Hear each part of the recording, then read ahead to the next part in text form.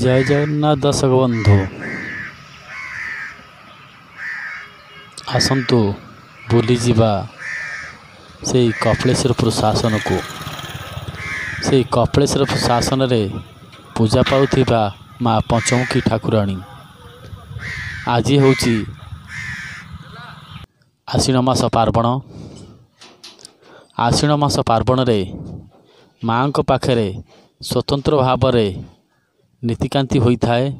विमला मंदिर जगन्नाथ मंदिर सहित माँ मंदिर अति सुंदर भाव में निबिड़ संपर्क रही। विमला मंदिर रे जेमिति नीतिकांति होता है माँ पंचमुखी मंदिर रे सेहीपरि नीतिकांति होता है। विशेष तो रही पुरी रजा द्वारा दुई गोटी ब्राह्मण नियुक्त होता, जड़े चंडीपाठ करिथाए आउ जड़े माँ पूजा अर्चना करिथांती। एठारे माँ पीठरे किभली चंडीपाठ चली केवली माँ पाखरे पूजा चली। आसतु जिबा देखिबा माँ को दर्शन करिबा। आगो को आसुची माँ महाअष्टमी रात्रि। मु आपण को पर वीडियो रे माँ इतिहास विषय किसी कहबी, इतिहास विषय किसी अनुसंधान करी। रजा द्वारा दुई गोटी ब्राह्मण नियुक्त होता किसी प्रतिक्रिया रखी।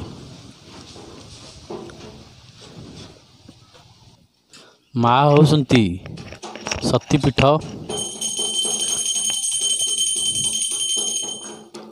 माँ पांच गोटी भौणी रही। माँ पंचमुखी ठाकुराणी होउची पांच गोटी भौणीर बड़ भौणी। बड़ भौणी ना होउची पंचमुखी ठाकुराणी। तापरे छोटी पंचमुखी, बाट पंचमुखी, छाट पंचमुखी, माँ खंबी अंबी। ये माँ पांच गोटी भौणी। माँ पांच गोटी भौणी पाखरे स्वतंत्र भाव में नीतिकांति होता है। मु देखी माँ सान भौणी होउसंची बाट पंचमुखी। वर्षक थरे माँ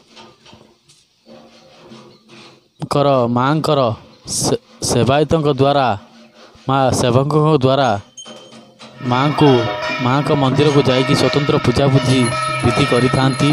माँ को बड़ बौड़ी मंदिर अभिमुखे नहीं आसी थांती। माँ को पाखरे 16 पूजा होता है। से 16 पूजा कठारे से माँ को पाखरे बसी 16 पूजा भोग सेवन करी थांती। ये माँ स्वतंत्रता रही।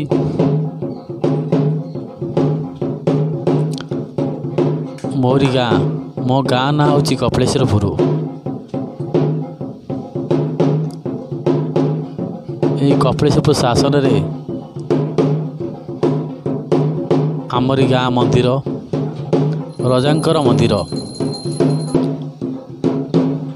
आसंतु प्रिय भक्त बंधु माने मु चैनल माध्यम द्वारा मु आपण को निवेदन करुँची महाअष्टमी दिन विपुल संख्यार योगदान करंतु।